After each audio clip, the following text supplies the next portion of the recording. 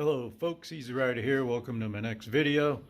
Today I want to give you my first impressions on my new 2025 BMW F800GS. That interests you? Stay with me.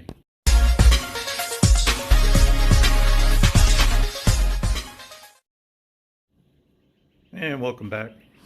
Last January, first week or so of January, I bought this 2025 BMW F800GS, traded in my 2006 BMW RT1200, and let me just give you a couple reasons why I did. I go to a lot of BMW rallies, and while the RT is probably the premier touring bike, once I got to the rally, then I had to ride, on the road only for the most part. So I wanted something a little more versatile. So I bought this bike. I'm in northern Ohio. It took me to a week in February. We actually had one nice day where, there wasn't snow on the ground and stuff, and I went and picked it up. And today is March 7th. And tonight's supposed to snow again, so, oh well, haven't got a lot of riding in yet. But I did put almost 200 miles on it, so let me kind of go over what I figured so far. I'm going to turn the camera around. So let me go around the bike. I'll just tell you what I see and what I think. First thing on this bike is this douchey windshield. I don't know what the heck BMW was thinking. But yeah, that thing's going to have to go. I'm going to have to buy a better windshield for this bike. I will say that there's not a lot of turbulence or anything. I'm 5'10". So, I mean, I do get a lot of noise, though, and that's something I want to lose, is a bit of the noise and a bit of the wind. Tires, okay for road tires. Those are those kind of 90-10 tires that a lot of adventure bikes get on them. I actually do pretty good till you get into mud. I've had them on my Africa Twin over there when I bought them, and they do okay. Like if it's dry, you get in any muddy, man, that's the end of it. It does come with the regular kind of forks, which a lot of people like the upside down forks, but again, on my Africa Twin has the upside down forks. And last summer at a ADV rally I was at, they started leaking, and that ended my ADV rally day because I didn't know how much oil I lost. And once those leak, I mean, all the oil comes out pretty dang quick. So anyway, coming around the side here, they do have the little plastic hand protectors, which just kind of keep the wind off you. And so far, it's been nice. No problems with that. Bike did come with the over here what was called the nav prep, but I took it off because I'm running a Garmin Zumo 396. I do have a video that tells you how to unwire the nav prep and put on the new Garmin 396. Handlebars, actually like them.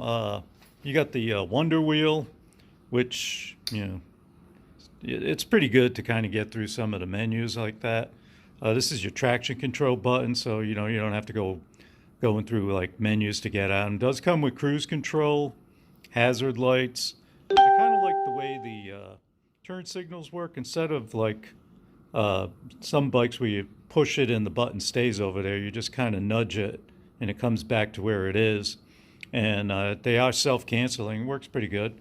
Horn is in a good position. I always have trouble because I have multiple bikes finding the horn. A lot of times try to beep the horn and I put my blinker lights on. But anyway, on the other side, it's got this came with the bike.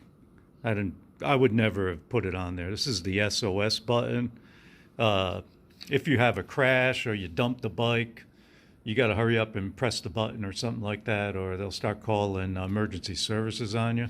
And, for an off-road bike, I guess it'd come in handy someday.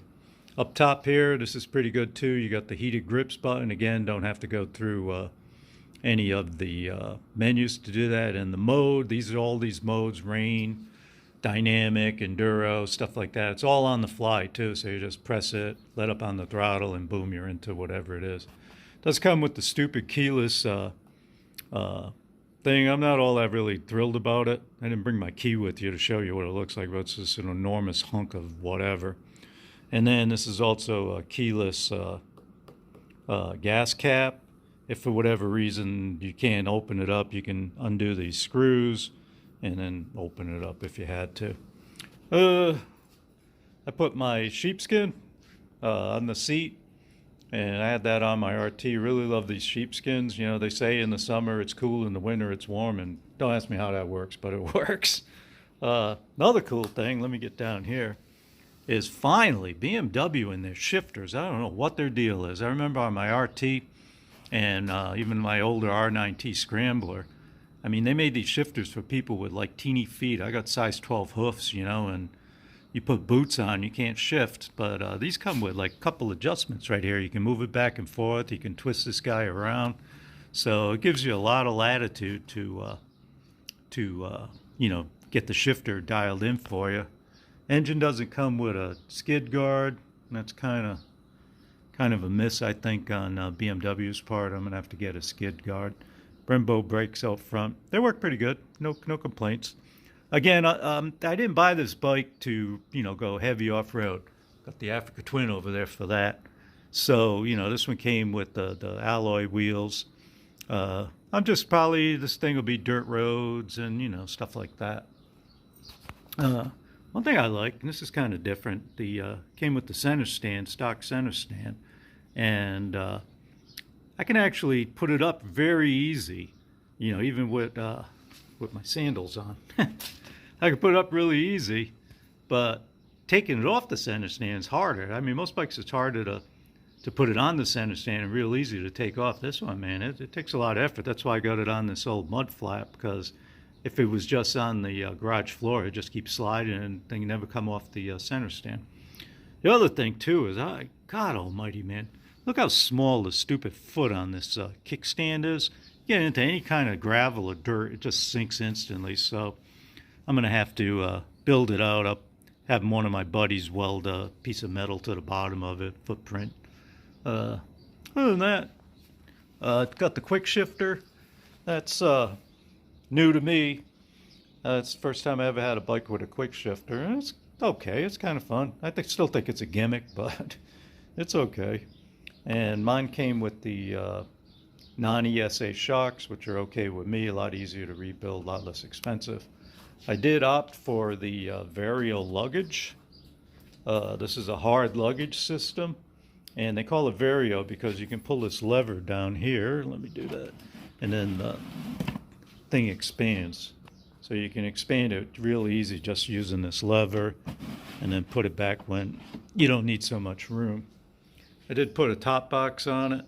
I really didn't want to. I'd rather have one like on the back of the twin ski, but my wife insisted I had to have a top box big enough to put a crock pot in, because we go to a lot of rallies that you know, you have to bring a covered dish or, you know, a potluck kind of thing. Coming around to the other side, oh yeah, LED lights all the way around, so you know, that's new. Big giant can. I know a lot of bikes have these big giant mufflers that weigh a ton. One thing I'm gonna, oh yeah, and this bag here is a little bit smaller because, you know, it has to get around the muffler there. Thing I'm gonna do once this thing is out of warranty is that big muffler garbage can down there. Yeah, that's going. I mean, it's probably where the catalytic converter and stuff is, but you can imagine what that stupid thing weighs, and it's disgustingly ugly anyway. So yeah, eventually there's going to be a pipe weld there between the header and that. What else we got? I put on a battery charger dongle, and also a heated gear dongle that's directly to the battery. Don't worry about CAN bus or anything like that. Just, I've run them on all my CAN bus bikes, never had an issue. Just run them directly to the battery. And the heated gear, obviously, as soon as you stop, you need to shut your heated gear off, or you're going to kill the battery. I'm probably not going to put crash bars on them. Again, I'm not going to really do some rugged off-roading on it. I will probably put they sell like an Acerbis hard plastic skid plate, so I'll probably go that route, and you know, just have something down there. And coming around this side, does have a USB port, and on the other side, somewhere around there, over here, that's the They've got one of those German style DIN plugs, like cigarette lightery things, you know, if you want to use that. What else is exciting on this bike? Other than that, the ride on it, I love the ride. It's very, very solid feeling. The front end feels planted. The brakes work fine. The power, 87 horsepower. It's a 900cc engine, though they call it an 800 for marketing purposes. But more than enough power. Nice get up and go. I haven't broke it in yet, so I haven't been doing any, crazy riding. But so far, so good. I bought this bike also to replace the 650 here, which I'm going to put up for sale. And the 650, I love it. It's a great bike.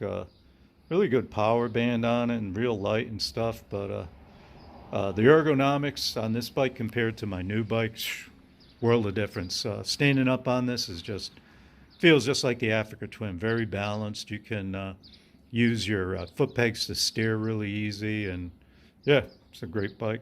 Anyway, I don't just have, the brand new bike jitters, where I'm all giddy and happy that I got a new bike. Like every bike, there are no unicorns. They have their ups and their downs. But for what I want to use it for, I think, it fit the bill. Obviously, I put the money down on it, so it did fit the bill. And I look forward to this summer, riding a lot of miles on it. Again, with a better windshield, because that thing's like useless. And having a great time with it. Got any questions, just leave them down below. Happy to answer, what I can. And if you got anything out of this video, please give it a like. And if you want to subscribe, go for it. Have a good one.